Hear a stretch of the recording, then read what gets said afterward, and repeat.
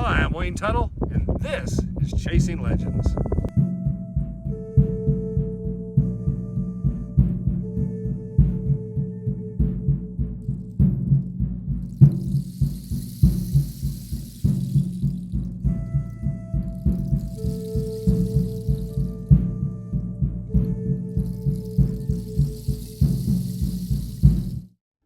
Welcome back. I'm Wayne Tuttle. I'll be your host this week on Chasing Legends again. Please subscribe to our channel, hit the notifications bell, check out the About section. We got shirts, Dutch Hunter Rendezvous, Legend of the Superstition Mountains in black, gray, short sleeve, long sleeve, and additionally leave a comment if you have a comment, anything else you want to know. We generally do answer, so if they, well, most of the time. But we thank you for watching this week and all weeks. This week we're going to kind of mix a little of everything up. We're going to kind of touch a little bit of history and a little bit of personal history and a little bit of anecdotal and everything, kind of mix it all together. And this week will be about the Quarter Circle U Ranch, well-known ranch, down in southern into the Superstition Mountain range. Many of you might be familiar with it in a number of books. Probably the longest term owner still at this point was William Augustus Tex Barkley. Today it's owned by the Backus family, Chuck Backus and his wife Judy. But the ranch has been down there in one form or another since the 1870s. The first owner and the man who established it as such would be Matt Cavanis, who was a freighter. He ran about 1,000 head of cattle, him and his wife Alice. He was running freight between Phoenix and Superior in the mines. And Matt had established the ranch. It was known as the plank house or the board house, whatnot, and Alice stayed there. He brought in her mother, and it said that there was another house, small house built down the road. There's no remains of it. No one is exactly sure where it was, but it was also known as the goat house or the dairy house. It was just east of where the current Quarter Circle U Ranch area is. No one's quite sure. It was long gone, but it's there in some of the history and tales. Sometime in the late 1870s, early 1880s, Matt divorces or separates from and then divorces Alice. She remarries, but he leaves her the ranch. Her and the children are there. She marries another gentleman, but in 1881-82 she sells it to basically George Marlowe, and Marlowe purchased it. He had a partner, but it was the Marlowe family, and they ran cattle till Marlowe's death. Marlowe ran the ranch until his death, and then afterwards the estate is sold to a gentleman. He kind of enters the Lost Dutchman era, man that we're all familiar with. If you've watched this, is Jim Bark. Now, Jim Bark's out of New York, comes to Arizona in the late 1880s, and he purchases the Quarter Circle U Ranch, which is known as the Marlowe Ranch, in 1891, and becomes known as the Bark Ranch at that time. And he has a financial partner named Frank Criswell. Bark was something of an entrepreneur. He always had his hands in a number of different businesses, and he would be involved in different aspects of the cattle industry during this time. And they would hold the ranch probably for close to around 20 years, him and Frank Criswell. He struggled. They were really looking to kind of get the ranch up to speed and all. Obviously, it had been neglected for a couple of years or so.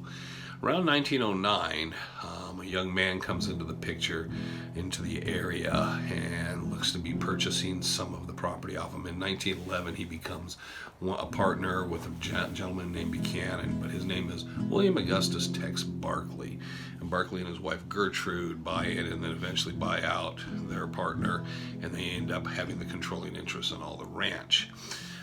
Barkley ends up having a good relationship with Jim Bark for the rest of the time. They were on good terms, and Criswell kind of gets out of the system. But what's important is Barkley would then pick up what is known as the 3R Ranch, which is out towards Gold Canyon, that area, and he owned all the ranching area out in there.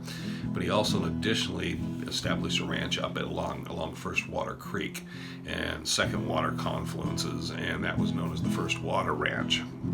So basically, most of the western Superstition Mountains was at one time controlled by Tex Barkley and his family. Bill Barkley, of course, lived at the First Water. Tex established down at the Quarter Circle U, and then his daughter lived for many years out by the 3R. Later, he would build a house out near the 3R for him and his wife Gertrude for retirement purposes. But Gus was out there for quite some time till his death in 1955. Now, that's generally known as kind of one of the big historic periods right after Jim Bark. But Jim Bark's period is interesting because that's when Julia Thomas, Reinhard Petrasch, Godfrey Petrasch, and Herman Petrasch come out. And during the Jim Bark era, he had Godfrey Petrasch actually come out and work for him. He partnered and had Herman Petrasch work with him. There was a number of people that associated, and that's when those first searches happened and what got Jim Bark into the Lost Dutchman search, which later he became partners with Sims Ely. So he's the first person kind of involved in a lot of these searches outside that inner circle, and additionally, while he was given information directly by them, another important aspect is he was one of the people that coined the phrase Lost Dutchman Mine from the Lost Dutchman Mine, but he decided Lost Dutchman had a better ring to it. So Jim Bark was very, very important in the set of this, but he was a rancher. Now, while he did travel quite a bit, he even traveled to Spain to research the Lost Dutchman Mine. Those cattle interests and his business interests were very, very important. He sold them to Barkley, and Barkley was very similar. Tex Barkley, who had grown up in a ranching family and married a woman named Gertrude Anderson. Her family was a ranching family, and they progressively, slowly began to build up their business. And by the 1920s, the Barkley Cattle Company had about 5,000 head of cattle out there in that area. So it was one of the bigger outfits, and it was a pretty well-run outfit, especially when you consider how dry and how difficult that country was. So, and during this area, it was more the modern Dutch hunting era that Barkley became very well known to the people he was involved with, like Walter Gassler, Adolph Ruth, and Barry Storm, and a number of other people that were out there. There was quite a bit of connectivity. If you remember, read the Jim Bark or Sims Ely letters and so forth, you'll find that there was always this connectivity between the families, the Barkley, the Barks, and the Elys. There was something of a loose partnership, Barkley always letting them know. In fact, before Jim Bark's death, his nephew John Spangler came out, and they spent quite a bit of time with Tex Barkley, just sitting around talking and anecdotes and old stories, which is probably where the last part of Jim Bark's manuscript, known as the Bark manuscript or the Bark notes, was written. It was them when sitting around and him checking notes and stuff. But Jim Bark kept a lot of history, so forth. Gus Barkley didn't necessarily. He didn't write any stories or anything, because I don't think he liked, entertained a lot of it. I think cattle ranching was his business. Now, we could do an hour just talking about, we've done a lot on Jim Bark, and we could do an hour on stories and anecdotes concerning William Barkley.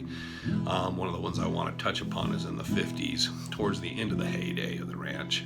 A young man's father came out who was friends with William Barkley, and he introduced his son, to Gus Barkley, who had his son, William Barkley, start to train this young man. The young man's name was Tom Collenborn. So Tom worked a couple summers out there at the ranch, and that was because of his father. His father was a Dutch hunter.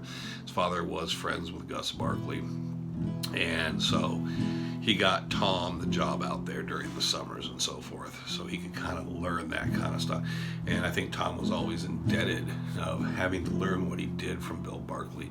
And he had a little bit, but not a lot of association. It was towards the end of the time. Gus Barkley died in 1955 after a fall. Some health issues after that and so forth, but he passed away. So Tom's, mostly his time on the ranch was spent around Bill Barkley and learning from him.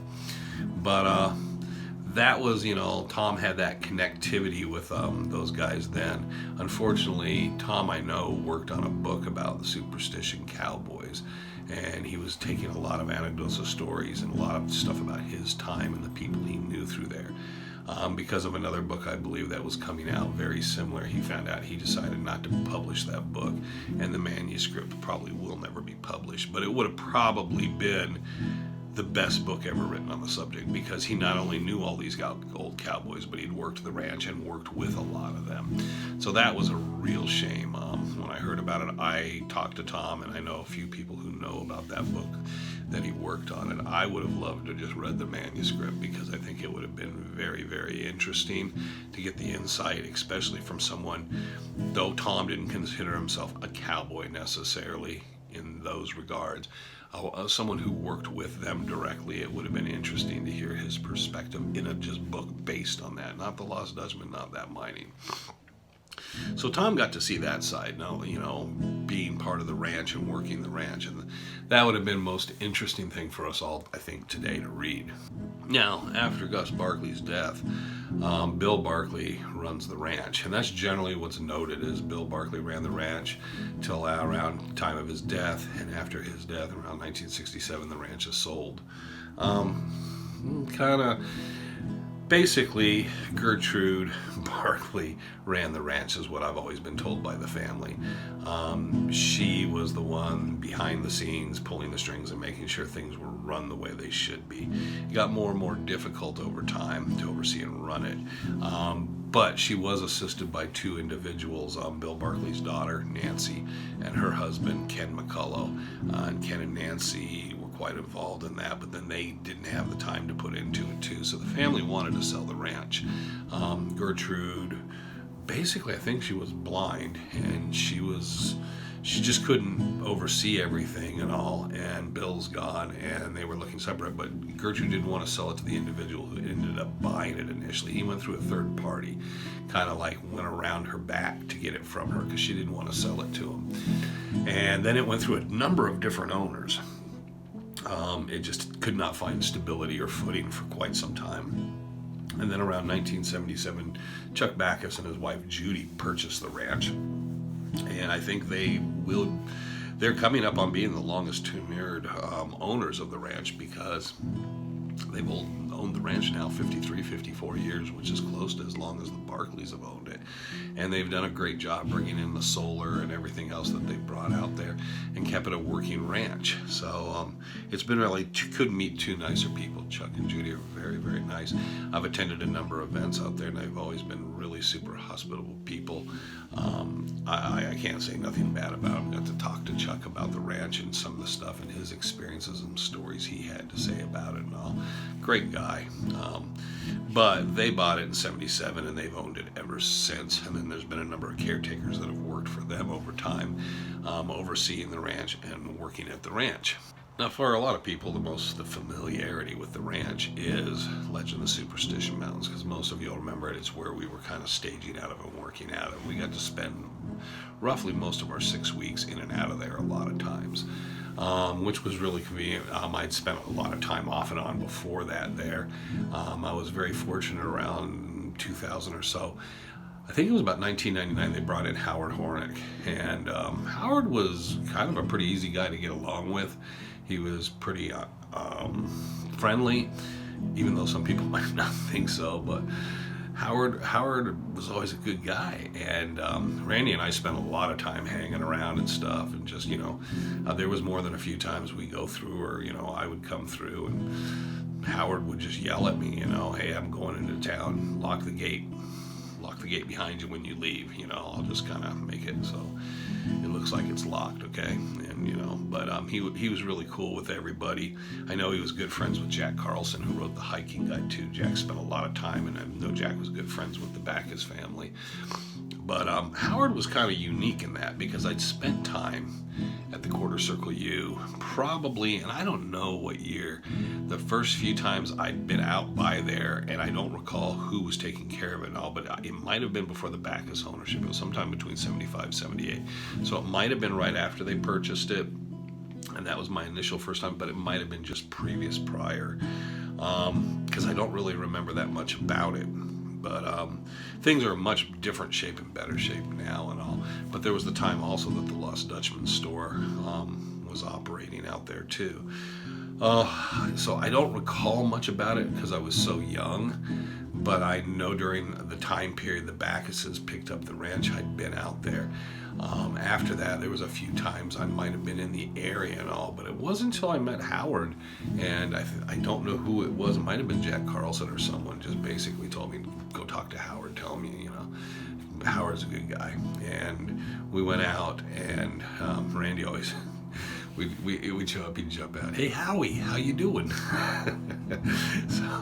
But Howard was an old-time cowboy. And a funny anecdote about that, in fact. So one of the first trips I made out there with Trevor, he had to be probably 5 or 6. He was pretty young.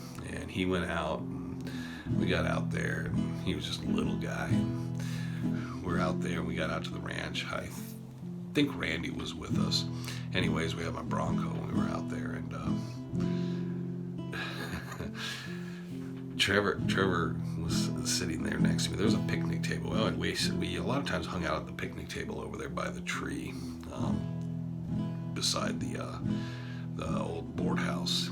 And Trevor asked me, "Is that a real cowboy?" Howard was there walking across, and Howard was ambling along.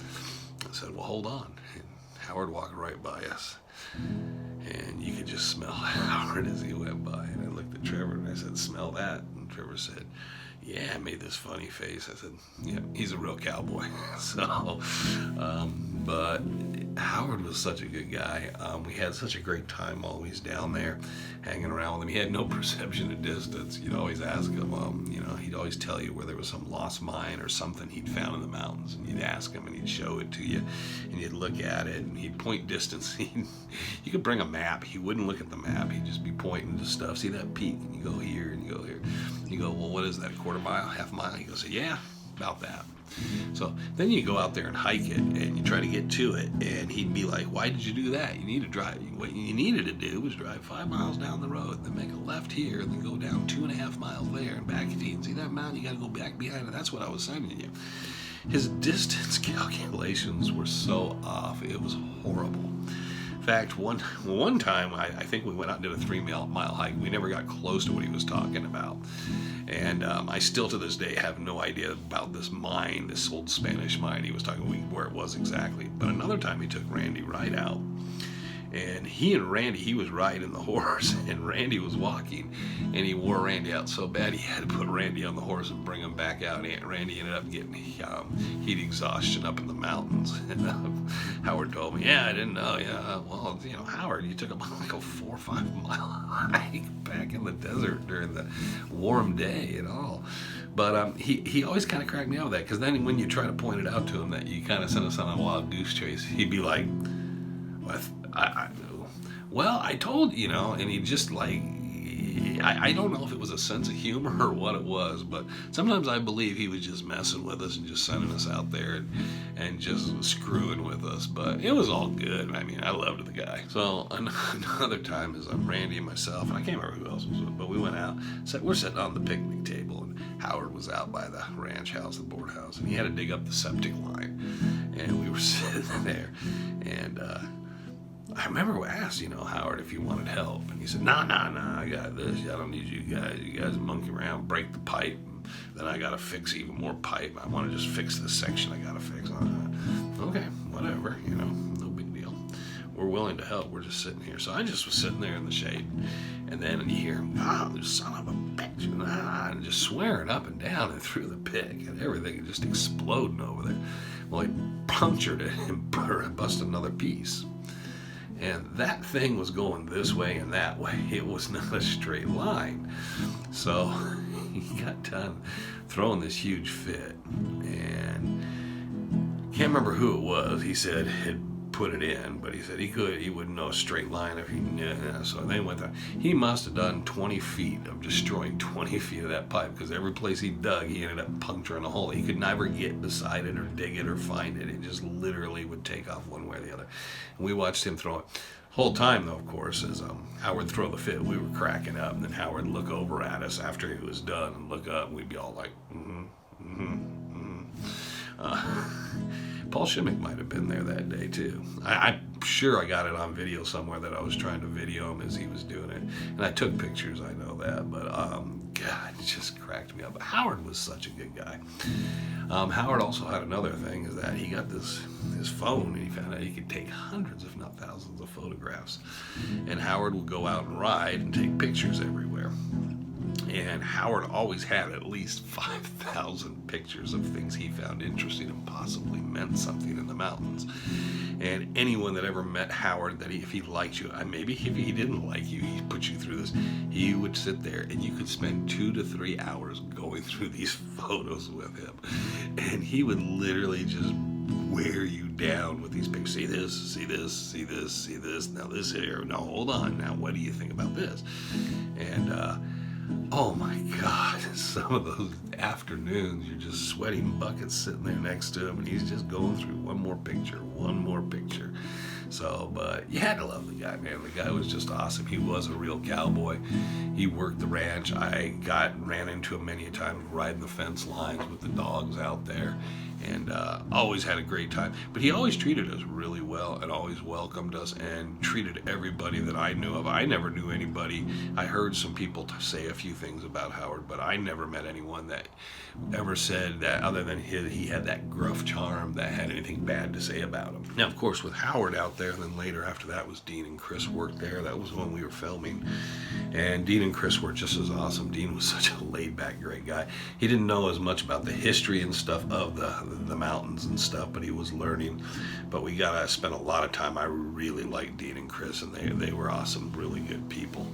And always felt welcome by them too, and spent many a day just hanging around, sitting, talking to them.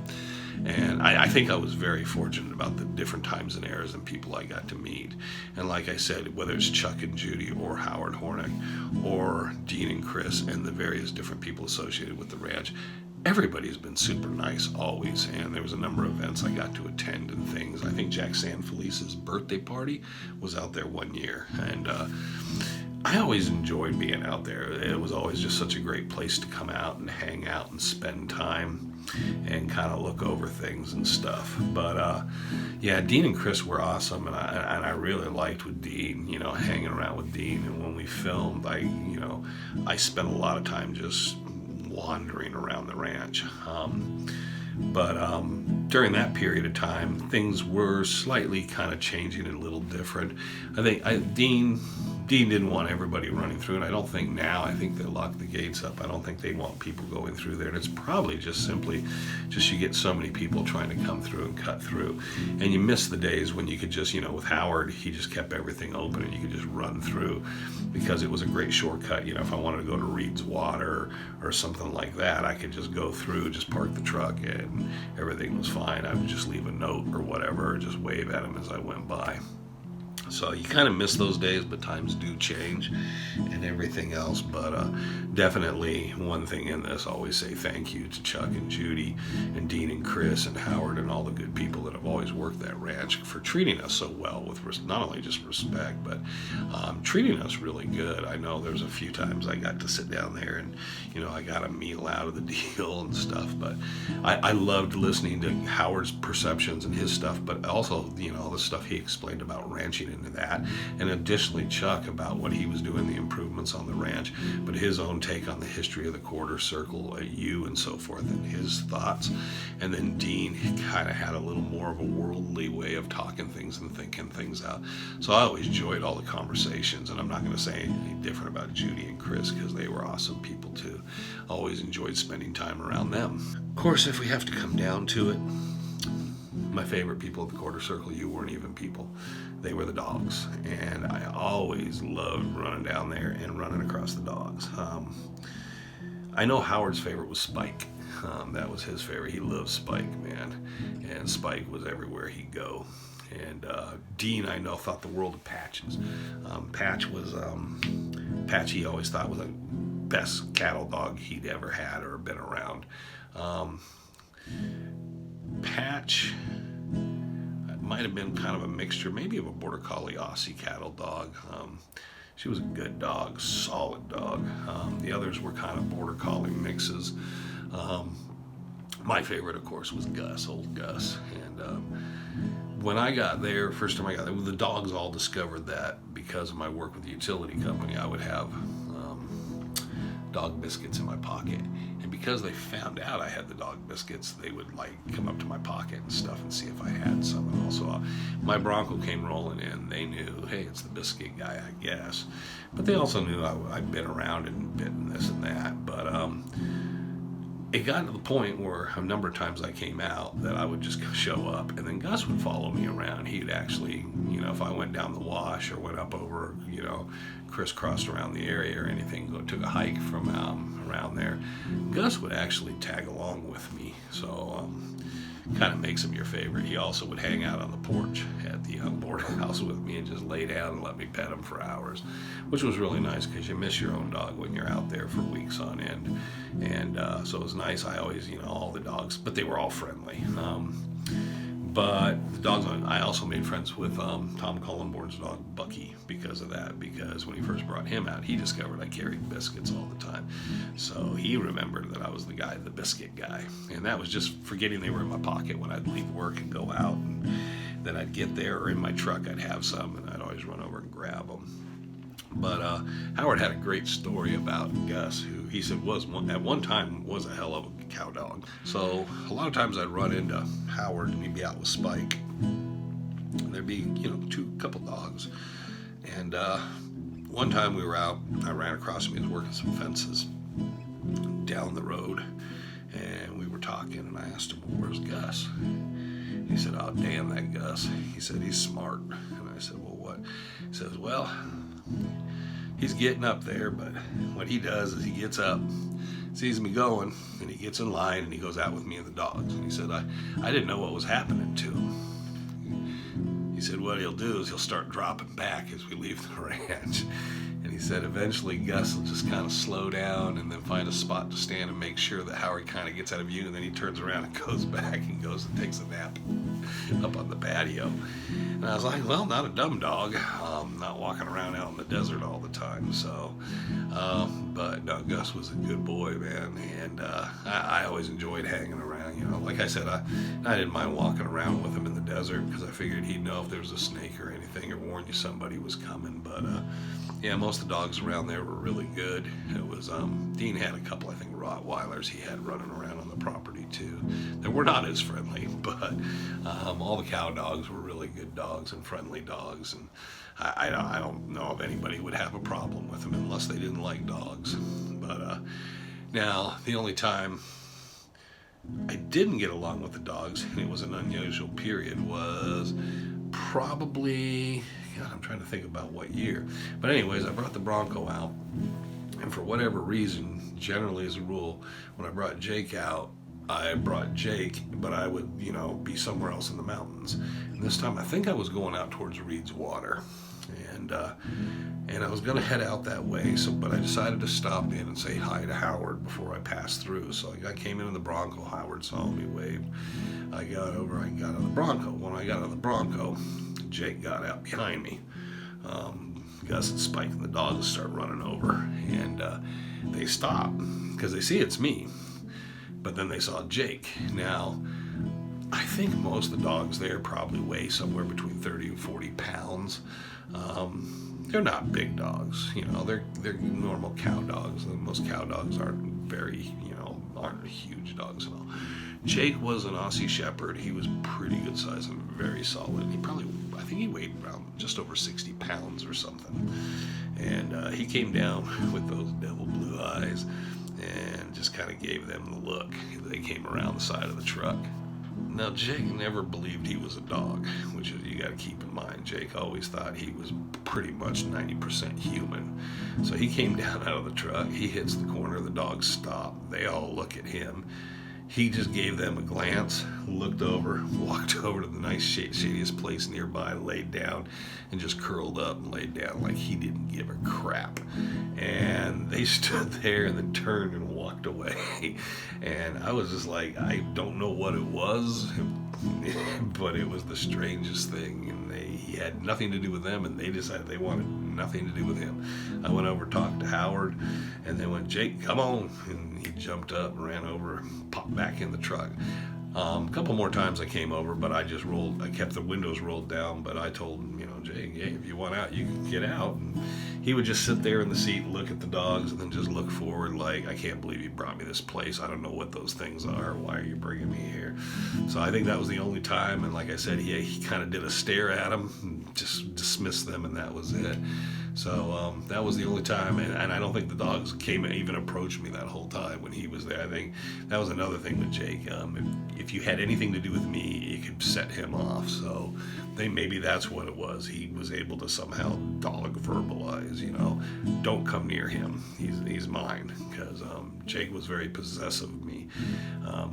He never nipped at me or growled at me or anything in my life, but even members of my family, the kids, if you came by even jokingly, if he did not like your attitude, he would nip at you and growl at you. He had a real kind of a mean side, and he was definitely my dog from day one. So, but that was, but no, the dogs out there were so awesome. And that's probably one of the things I miss, as much as I miss talking to Howard and Dean and Chris and anybody else in the time associated out there and just hanging down there, the bighorn sheep out there back on the south side and all the different things associated with it. I probably miss just hanging around with the dogs next the most. But Quarter Circle U, just such a great place. It was a great place to film at. It was great to get to know the people and the history and the time I've got to spend out there over the years. And I think anyone that's been out there over time and so forth, I can tell you about so many times and the people I've spent out there with. It's always a great place for Dutch hunting talk and Lost Dutchman talk. Getting to film the show, as much of the stuff that we filmed we didn't use. There was all that downtime in between that we always got to sit around and just talk and just hang out. And in fact, that was one of my favorite places to film because I knew the ranch well enough that I could get through the corrals and find a place to hide out. Definitely down by the old stone house was one of my favorite places. I'm sure that place is just full of snakes like you wouldn't believe, even though Dean told me he got rid of all the snakes thrown in and around there because one almost got Chris, I believe. So he kind of made sure there was no snakes in the area. And we didn't see, outside of a Gila monster, there was one living under the board house. I don't think we saw any snakes there the whole time we were filming. But and the stone house, anybody that's ever been out there, you get out there back behind the corrals. I was very fortunate to at one time I was writing an article, and I was doing some research, and I wanted to do an article for the Superstition Mountain Journal on Gus Barkley, but I wanted to do something from a little different perspective. I didn't want to do the usual, this is Gus Barkley, he was born in Tennessee, and he came to Arizona here, and he did this, and he bought the ranch, and all this. Oh, and then he helped look for Adolph Ruth. I didn't want to do that. I wanted to do something more kind of about the man himself, and kind of like more personal touch, so people would get an idea of who he was, instead of doing, a lot of people like to put in the conspiracy theories, or we tend to sometimes talk, and I know that happens with him, Walter Gassler, Adolph Ruth. People talk about these guys like they knew them, and they really didn't. And even some of the people that say they knew them, they really didn't, and they're lying to you. They're lying. But that being said, I always wanted to write something that kind of gave the perspective of the people that knew him. So I talked to Tom Collenborn, but Tom put me in touch, gave me a phone number and said, "No, this is who you need to talk to if you want to talk about Gus Barkley." So I called and I rang the phone number, and I asked if Nancy's there. And yes, it was Nancy McCullough and her husband Ken McCullough. And I spent a number of different phone calls just talking with Nancy on the phone.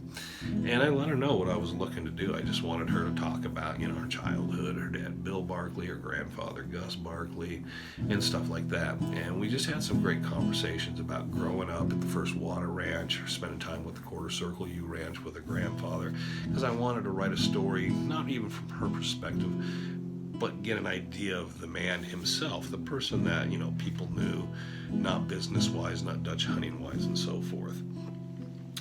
I can't remember what happened. I think Greg Davis. There was a couple of submissions ahead, and I never the article would, even though I finished it, never got to the Superstition Mountain Journal. I think I just shelved it, and then it's sitting somewhere, and it just never got printed up at all. It was really a pretty cool article because it was written from a different perspective about her as a little girl playing cards with her grandfather, and a lot of things about the attributes and the man's sense of humor, his sense of family, and so forth. And what made it really special too was with Ken and Nancy, who were really super nice people. I invited them out, and I let them know about the rendezvous. It was probably the second or third year we were doing it, and I told them I was going to be out there. They were staying up north. I think they were in Prescott or wherever they were, Sedona. And I told them, if you're ever down during that time of year, you got my phone number, so I'll always come out and visit with you in Gold Canyon or wherever you're at, staying at down in Phoenix. But I told them we'll be out here at this. It'll always be great to see you. And I come into camp one time. I got up in the morning and I had breakfast, and I came in, and Joe Roboto came over and said, "There's this couple looking to talk to you. They're looking for you. They really want to meet you." And I said, "You know who they are?" And he said, "No, I have no idea who they are." He said, "They're really nice people, but I don't know who they are." And so I came around to the big ramada, and there are a couple chairs, this elderly couple sitting in the chairs, smiling, really looking really happy to be there. And of course, it was Ken and Nancy McCullough, and they were just so, I got a chair and came over to sit with them, and we talked for a couple hours. And additionally, all the time I'd spent on the phone with her, and it was just really nice meeting. They were really super nice people. And then we were going to get up, and I told them, well, we're doing this little trip thing. We're doing, today we're not doing a hike or anything. I knew they couldn't do a hike, but I told them we're going down to the Quarter Circle U for a little bit of a tour with Jack Carlson and stuff. They weren't processing cattle that weekend. A lot of times they're processing cattle, and it's really tough for us to go down and visit down there. And I said we were going to go down there and visit with Howard, and I didn't know if the Backuses were there, but we're going to visit with Howard and spend a little time on the ranch. And they said they really wanted to go down.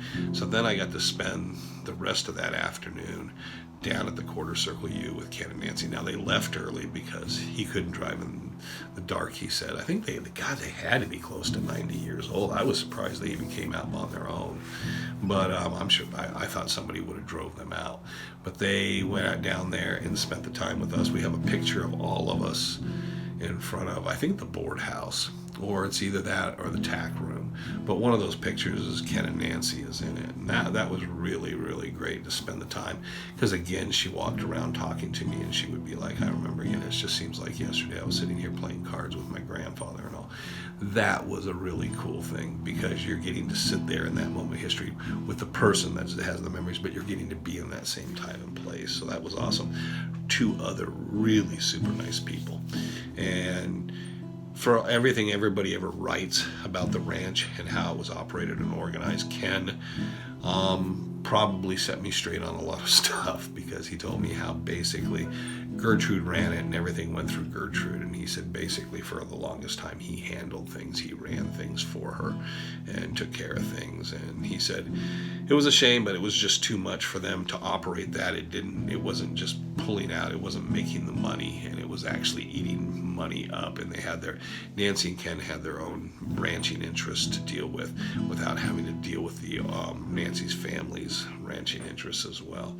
So that was that, and then the ranch was sold. But I think they had a really good time kind of going down memory lane, and that had to be around 2005 that we had that trip, or 2004, somewhere around there, that we spent that time out there at the rendezvous. So over the years I've had a great time out there. The Quarter Circle U's kind of meant a lot.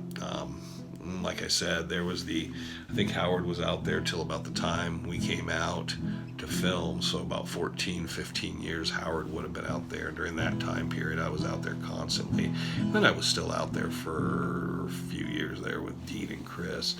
So I got to spend quite a bit of time. Nothing like a guy like Jack Carlson did, who literally, I think he cowboyed with Howard at times. I'll never forget, we'd be at the rendezvous and they'd recruit Jack to come down and work cattle with them and stuff, and he'd come back up and he'd be excited. I think one of the reasons he quit coming to the rendezvous all the time is Chuck and Judy or Howard were recruiting him to work him to death all weekend. But it was all good, and that was another person I learned a lot from, was Jack, because Jack got so much information and history and basically geographical knowledge out of Howard and all the time they spent in the mountains. So that was really great getting to know, and I'm sure what Jack learned. I'm sure Jack probably learned certain life skills or traits or things that he would have never expected in life to learn and all. And of course, then again, Chuck and Judy and Howard were always so awesome, and even Dean and Chris, when I've got to be down there and they were working cattle, and they'd always tell me just stay out of the way, but yeah, you're more than welcome just to stick around, and as long as you stay out of the way. And I got to sit down, and Trevor got to witness and see how it was. Jack Carlson gave us tours where he showed us how the process and everything worked, where Randy and I usually were the cows. He would work us through and explain it to everybody. But it's really cool stuff, because you learn how it's operated, and you find out that ranching is pretty much, even though with modern technology and modern things, like I think the branding irons are more like freezing irons than hot irons anymore on a lot of the ranches, but it's the same. It's the same. The ranching techniques have not changed, and there's some things that are still very, very much the same. And you kind of get a real sense of like what it took then, especially to work these ranches. So I couldn't even imagine the amount of time and effort and everything. I mean, there is no clocking and no start time or stop time. It's just 24/7 as they went. And for especially the Barkleys, to have done it is just a lifestyle. That was their life, and to have done it for 50 some odd years just is amazing to me. And then obviously Gertrude until 67, so it was whatever you put the time in, 55, 56 years. And I know the Backuses don't live there at all, but again, my hat off to them because of all the time and effort they've put into and how they've kept that place together, and it's just awesome. So there you go, the Quarter Circle U, kind of a roundabout bit of a history, a little bit. I didn't talk about a lot of the time we spent there filming, because we spent a lot of time out there. That was where we did the initial sequences, and a lot of our pilot was filmed there, a little bit in Goldfield, but most of it was filmed out there on the ranch. Most of our OTF work was done, the on-the-fly interview work was done there too. We had a great time. I think everybody that got to spend the time there, we all paced around and found our little hot spots for cell phones, where we could get our cell phones out, and then we'd mark them on the ground. They would change as the day went by, but we'd mark these little patterns of where the cell phones would operate, and we'd pick up signals and share them with each other. But I had such a great time down there, and I always did. I'm glad Trevor got out there, the boys and stuff, and they got to spend some time and see the cattle worked, and how the operations work, so they got a real sense of being. It's not the Yellowstone, but it's a smaller sense of one, something like that. But I think regardless of how big or how small they are, it's very important that they all kind of run basically the same. And I wouldn't refer to Chuck Backus in any way as a John Dutton, by the way. He and Judy, very sweet, nice people. So I want to thank everybody that all the time I spend out there, and all the people that treated me so well. So I'm very thankful for that, because great experiences always out there. So we're going to wrap things up here. I want to thank everybody for watching this week. I hope you really enjoyed it. It's not meant always to be just the by the numbers, by the dates type thing of historical interest. Some people find that you can always pick up a book, and you might find some of it on the internet. But I really was there, and I really spent a lot of time through there over the years. And while a lot of it's drifted into a haze of being a young man that wasn't paying attention but that knows I was there, I mean, we've all been there on that. But to a later time, that as a young adult, and then later as an adult with my own children, getting to spend time there and kind of really appreciate, even when I missed out on the first time. So glad to share it with everybody, touch a little bit on the historical, infamous, famous Quarter Circle U Ranch down the Superstition Mountains in Arizona. So that being said and done, from all of us here, as we head into the holiday season, hope everybody's doing well and everything's going well. By the way, one last thing to add, And I don't know how I missed this, but the quarter circle U is still known as the quarter circle U, but they use the soap dish as their brand anymore because the brand was sold with the ranch in '67 and someone else has the brand. Something that I know the ranch would have always loved to get back, but the half circle and quarter circle U ranch brands are no longer part of the ranch. So if you ever pull up and you see it's also known as the soapbox because that's the brand that's on it, but the ranch is known as the quarter circle U, so the brand is separately. When you see the soap dish soapbox brand on the cattle, that's the quarter circle U cattle. Don't know how I missed that, but I wanted to catch that just so everybody kind of knew if they're driving through and they see the cows and they see that little dish with the little legs and stuff, and understand that's the quarter circle U's actual brand on the cattle along Peralta Road. That being said, finally in there, and then again, thank you for joining us again. Thank you for following us as always. Thanks for just kind of tuning in wherever you're at and leaving the comments and spending the time with us.